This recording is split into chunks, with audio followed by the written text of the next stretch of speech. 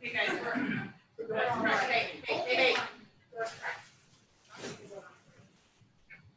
I think you're live, Mark. Yep, I'm live. I'm closing my door. There we go. Hey, good morning, everybody, and welcome to this week's Community Cafe. We are live on Zoom.com as well as being live on Facebook Live. Today's topic is managing fear and greed with your investments. You know, it's kind of how with the devil on one shoulder and the angel on the other shoulder. We got the fear, we got the greed going here. If you're watching this on Facebook, I would ask you if you would mind, click that share button and you can share this with your friends and loved ones. And when you get an opportunity later, go out to our Facebook page called Community Cafe and click to follow us there so you can get our updates and get our invitations to come to these in the future. Our Community Cafe is consistent of three of us professionals. We got Glenn Stockton of Stockton & Stern Law Firm, who's not with us here today. He's got this week off.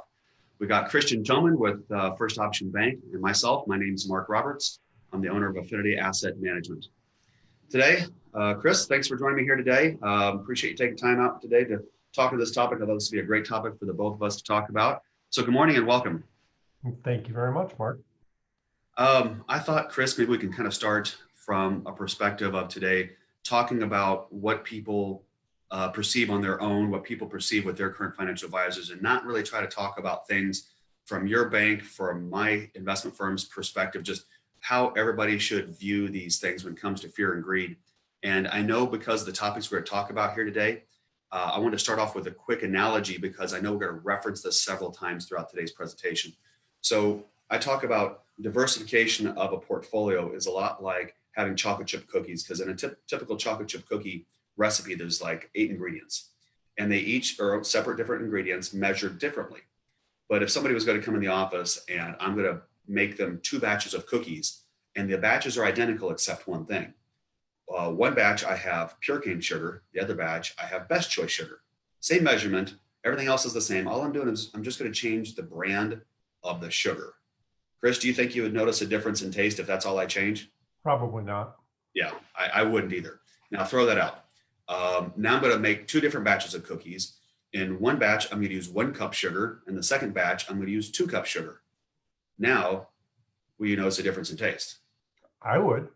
Yeah, the 2 cups sugar would taste better, but the 2 cups sugar also has a lot more calories.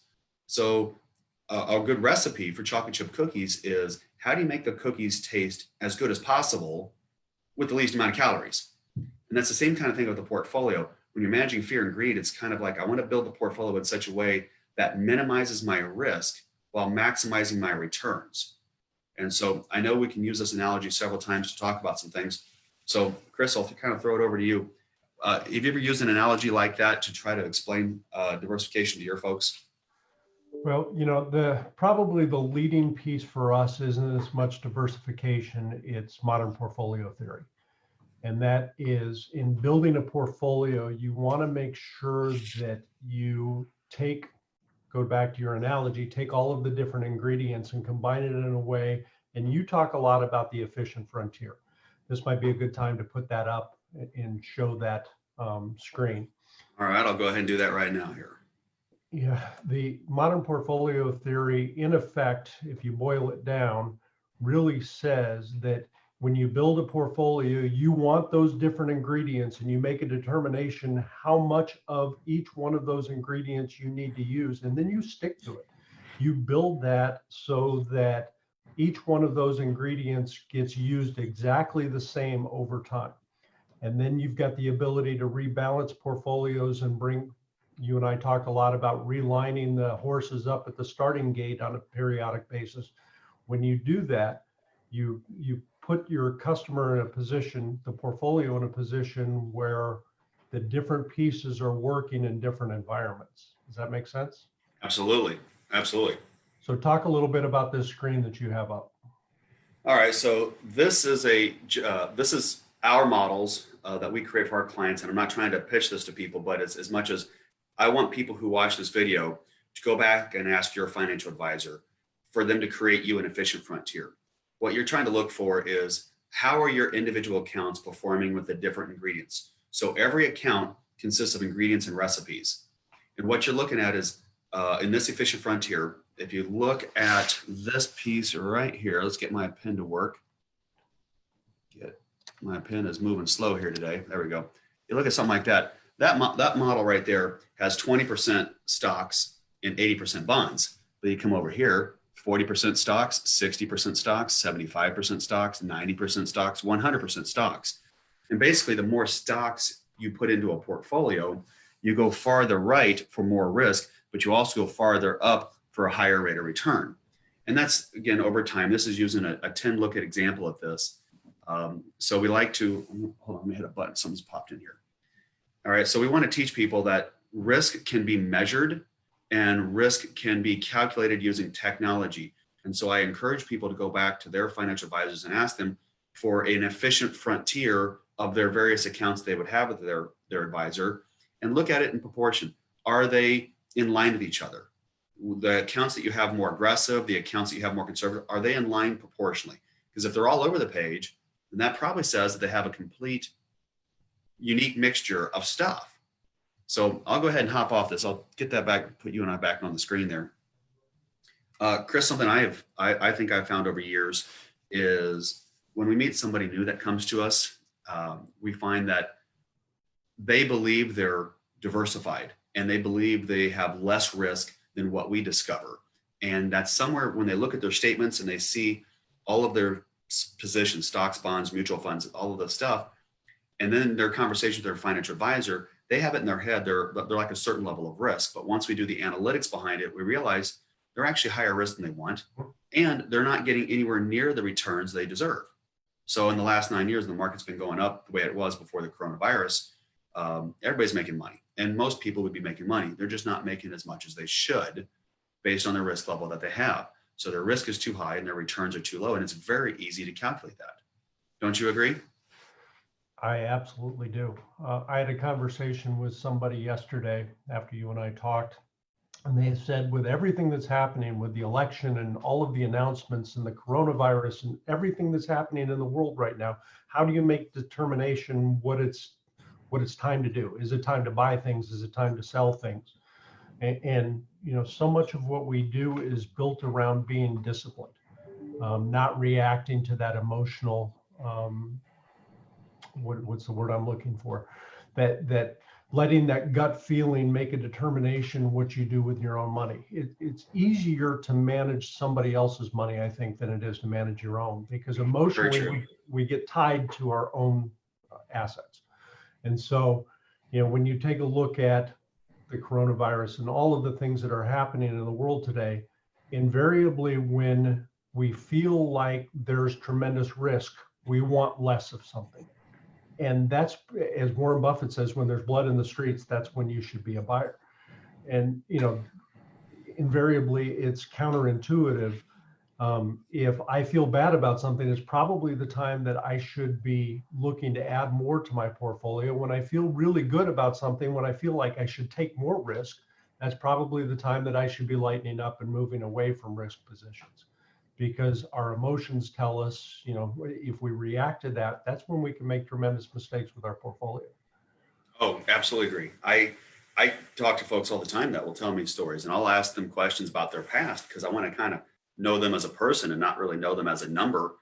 And when you really ask the right questions, people will open up and tell you how bad 2001 was for them and how bad 2008 was for them. But then you ask why was it so bad besides the obvious of losing money? Why did you lose so much money? And it was the idea of, well, I held on too long. It kept going down. I was just waiting for it to come back up, but it went down farther and farther. I always hear a very similar story. And so I agree, Chris. I think the absolute best situation for anybody is when they have a financial advisor. A good financial advisor is going to help you take the emotions out of making business decisions with your money. Right. And that's really what it is. It's business decisions, but it's your life earnings. It's your lifetime of saving. It's kind of hard to separate the emotions from that. I mean, I get it why people are that way.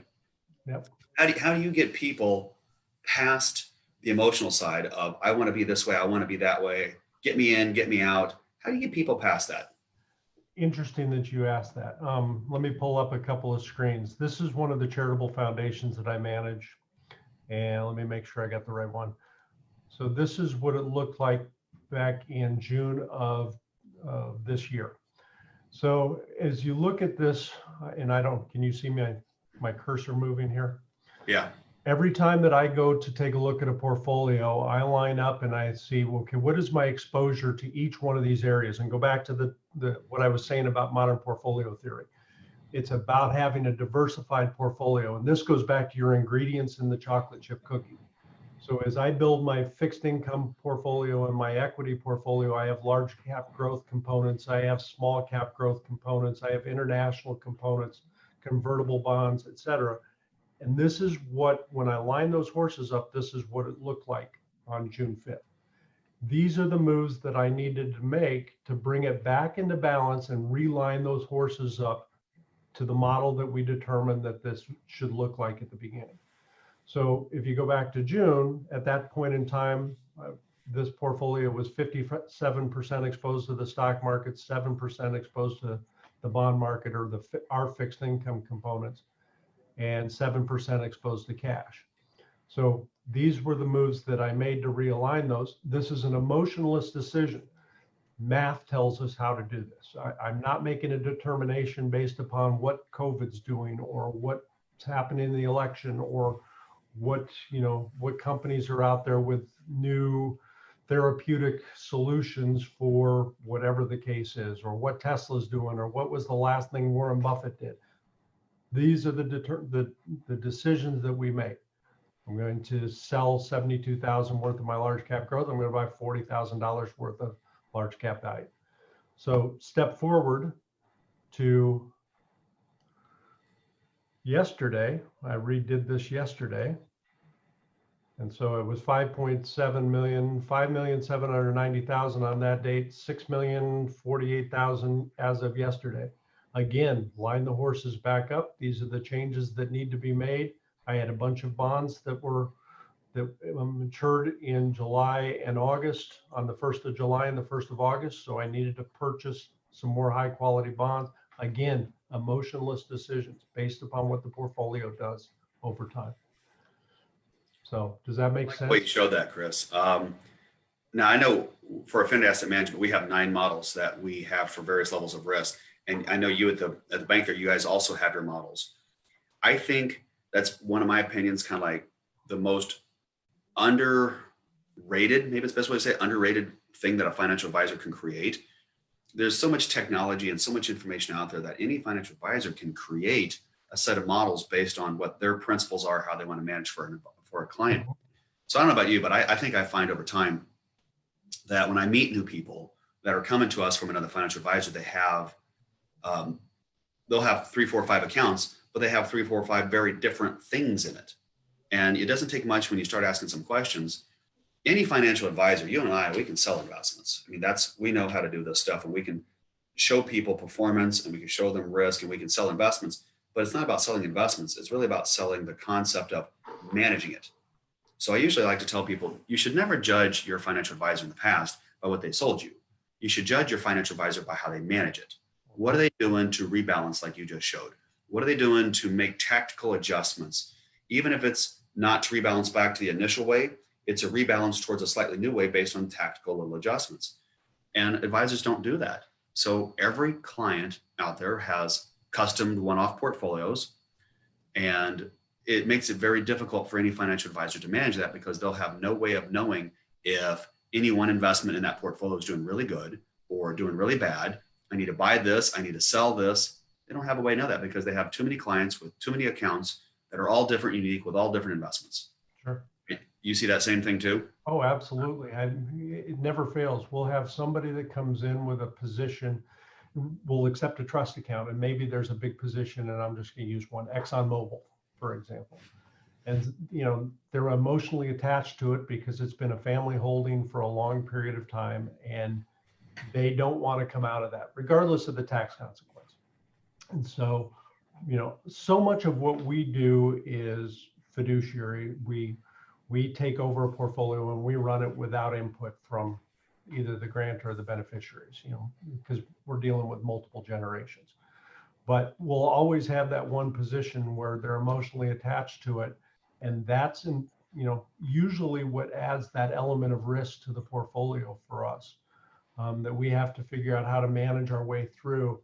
And that's ultimately, more often than not, the position that can disrupt a portfolio over time.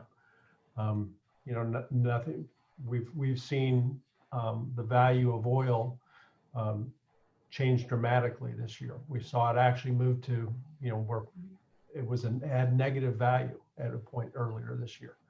And ExxonMobil is a stock that was absolutely thrashed earlier in the COVID period.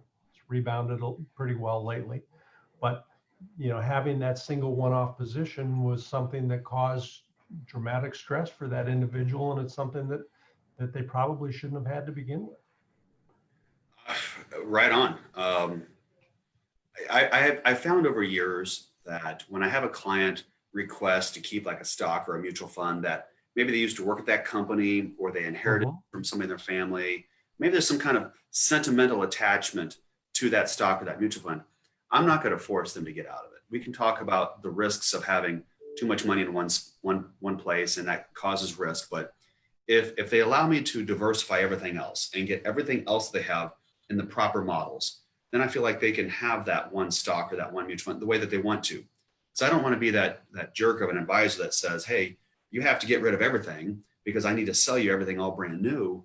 No, it's not really about that.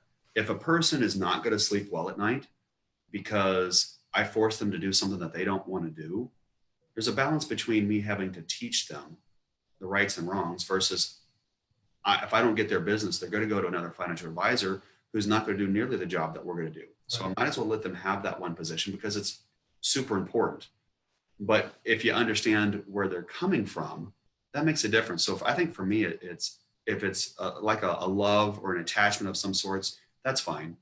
Just as long as it doesn't lopside their portfolio, make their portfolio too crazy risk. Don't really mind that at all. I'm guessing you see the same thing from time to time. I had that conversation with somebody 2 days ago on Monday when I was coming back from Colorado. I wanted to do something. And so my initial discussion with them is every reason why you shouldn't do it. That being said, this ultimately is your money. It's not my money. So if you make a determination that that's what you want to do, I'm going to figure out how to do it. And I'm going to make sure that we manage that piece the best way that we can. But I want to make sure that you understand, I'm going to play the devil's advocate and tell you every reason why you shouldn't do it. Not trying to talk you out of it, but just trying to make sure that you understand that you take the emotion out of that decision-making process and that you make that decision based upon what you believe is right. Because ultimately, Mark, it's your money, it's not my money. Does that make sense? Absolutely. Well, at the end of the day, the problem is you and I deal with people. And people are not robots. And a lot of times people make decisions emotionally, and sometimes people make decisions financially. And I usually try to get kind of sarcastically and say, I'm not here to appeal to your heart. I'm here to appeal to your wallet. That's my job, is to take care of your wallet, make your wallet fatter, protect your wallet from getting skinnier, things like this. But at the end of the day, we still have to be able to communicate with people and help them understand this stuff. And I find that even some of the really, really good financial advisors that are out there are not really, really good because they're handcuffed. So I don't really talk about this a lot in my public world with my clients, but you and I know this. I've bought a lot of practices from other advisors who either died or they were retiring. I've merged 4 of the practices over into my practice. And I do a lot of public speaking in front of financial advisors. And I do a lot of mentoring, a lot of coaching and mentoring every week with other financial advisors. And I find that their home offices handcuff them, because what's more profitable, that home office is going to dictate it down to them. And I don't want to throw any names of companies, but there's a lot of financial advisors out there that work for big name financial advisory companies that are always on TV and commercials. And you and I know a whole bunch of them. But I think questions people need to go ask their financial advisor is, 1, can you create an efficient frontier for me? 2, is my portfolio unique to me? Or do you have other clients in similar investments that I have? Because that should throw up a red flag. If they say my portfolio is unique, you and I want to have a unique portfolio. That sounds neat, but at the end of the day, you and I know that we can't manage 500 clients all having unique portfolios. There's no way to monitor that. So you want to find out if your account is similar. If it's unique to you, then why is it that everybody else isn't in exactly the same thing that you are? Why is that unique to me? That would be the question I would ask. Why do you have me in stuff that only I have? Exactly. And if another client has different investments and it's good for them, then why isn't it good for me too? Mm-hmm. It goes both ways, but I think that's not the typical rationale. And so I would encourage folks who are watching this video is go back to your financial advisor and ask if your mix of investments is, unique to you, or is it a similar mix of investments that a whole lot of your other clients have? And then another question I would ask is, does the financial advisor have complete autonomy to do anything they want with any investment out there, or does their home office give them suggestions? And when the home office is giving suggestions, of course, it's a home office. It's providing health insurance and 401k benefits to that financial advisor. It's profitability. It's what is better for that investment company. So I find a lot of folks are going to be heavy, like in one mutual fund company. Mm-hmm. I find people who have 10 mutual funds, but eight of the 10 mutual funds are all Fidelity, or they're all American funds, or they're all Vanguard, because of something that advisor is being told by the home office. Right. So have you ever find portfolios like that are really dominant in one group of investments? Because we're a trust department as well, a lot of times I'm serving as a fiduciary in an account that's held at another financial advisory firm. Out of all of our, this, I've got portfolios that you manage. So I have some at some of those other unnamed firms that you've talked about. And go back to what I was talking about the diversification and asset allocation model. I had a situation where we needed to add certain components to a portfolio that were not in the portfolio to begin with. And so I made some suggestions. We should use this fund. We should use this investment. And they would not let me because the funds were not approved by the parent company. And so when you go back and you start taking a look at the literature and why, they receive 12B1 compensation from fund families that they sell their products. Yep. And they did not have 12B1 agreements with these. And so they did not allow me. And these were well-known companies. I mean, this wasn't some unknown, You're talking about investment companies, advisory companies. Cohen and Steers is a real estate company. They would not let me buy Cohen and Steers funds because Cohen and Steers does not pay them 12B1 fees. Yeah. Cohen and Steers is the largest manager of real estate in the world. Explain that to me. It doesn't make any sense. But because I was told that you could not buy Cohen and Steers funds for your real estate component at this particular at this particular brokerage firm. Well, so it's interesting that you brought up your past. Since you did, I'll bring up a little bit of my past and confirm what you just said. My first 12 years in the business was working as an independent financial advisor, but through a captive company. So I ran my own office, ran my own show, paid my own bills, had all that kind of stuff, but I had a parent company over me. Mm-hmm. That parent company did push me to sell a certain group of mutual funds in their portfolio. They don't want these other mutual funds. They don't want ETFs. They don't want stocks or bonds. Push mutual funds, push annuities, push this or that, because that's what they was profitable then. And not only did I get it from the home office, I got it from the manager over us, pushing us. Finally, to the point where as I continued to grow, the writing's on the wall. I don't want to be a puppet where they're pulling my strings. I want to be able to do what I think is in the best interest of the clients. And I don't want to be deluded that I have to do the same thing for my clients, that a brand new rookie advisor being told by the home office has to do the same thing. I have way too much staff. I have way too much technology. I have way too much experience to be forced to do the same thing that some rookie brand new financial advisor with our company is having to do. Yeah. So I left that company and for the obvious great reasons, and I don't regret being a part of that company, but it was a great decision to move because it was all about the best interest of the clients. Well, we've talked a little bit, or you've talked primarily about other financial advisors. And the one thing that I would encourage people to look at is in having those conversations. One of the things that's always attracted me to you, that one of the reasons I think that we're friends, we both put the customer first. That is the most important piece of the relationship. And when you have that conversation with a financial advisor and they're modus operandi is that their firm is the best or that their investments are the best. I think what you'll find if you drill down into it is they believe that they are more important than the customer is. And I think as long as we always put the customer first, we always deal with their emotional aspects first. They've built, this, whether it's a portfolio or, business or whatever the case is, they've built this with the intention of it being part of their life, being there for their kids, their grandkids. It's multi-generational. They've built something.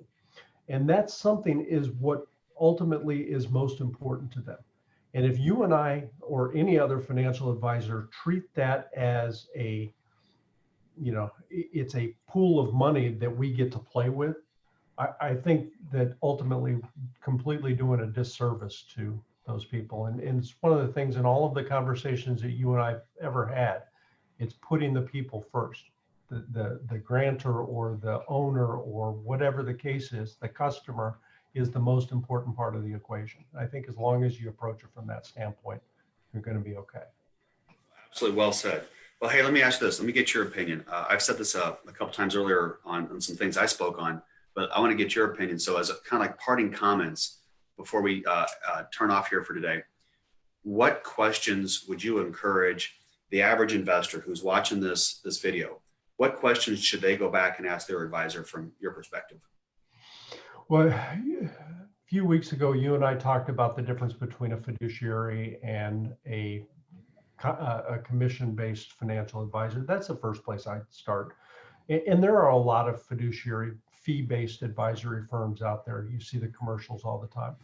But that's the first place I would look is, how am I paying you? If I'm the customer, how am I paying you? Number one. Number two, the thing that I would look for is for somebody to talk to me about what's important to me, not about what's important to them. Talk to me about my family, talk to me about my kids, my grandkids, my great-grandkids, charitable endeavors, the things that I'm trying to build. Talk to me about estate planning, talk to me about those issues, and not talk to me about, here's my portfolio, I've got the greatest performance in the world. If performance is what ultimately leads the conversation, you're walking down a bad path. That's my opinion. I think it's fabulous. I would echo all of that. I've already said a couple other things earlier. I think it just boils down to finding an advisor that it's not just about the relationship and how you bond personality wise, but it's what they can and can't do or willing and not willing to do. And I say one of the biggest things is if someone listens to me do a public speech someplace and I talk on a topic and they're literally telling me that this is the first time they've heard this, but they've been with their financial advisor for years, then it makes you wonder, what are all the other things that your financial advisor is not talking about? So you want your advisor to be there for you when you're asking questions and you need to get those questions answered, but you really want that advisor to kind of get to know you as a person and be proactive at sharing information with you. This is something we need to talk about. We haven't done this yet. We need to talk about this. We need to talk about that. Social Security strategies, Roth conversion strategies, tax saving strategies, how to create income streams. We need to be proactive. A very good financial advisor is going to answer questions, but to put other ideas in their head and teach them. Because most people, flat out, they don't know all the questions to ask. Right. And most people don't know what they don't know. Well, let's finish on that. Chris, buddy, thank you so much for joining here today. Everybody, thank you for joining. We do our Community Cafe live every Wednesday at 8 a.m. on Facebook Live as well as Zoom.com. And to get on Zoom, that means you're receiving our emails and it has the link on it that you can click on that through that link. Again, go out to Facebook, to our Community Cafe page, if you would, please, and click to follow us. And that way you can get your updates automatically popping up on Facebook to tell you about our videos. And if you can't watch it live, no big deal. It pops up in your news feed later. But just want to say thank you so much for everybody joining here today. Look forward to talking to you next Wednesday at 8 o'clock. Chris, thank you so much. Have a great rest of your day, buddy. God bless. All right, we'll see you.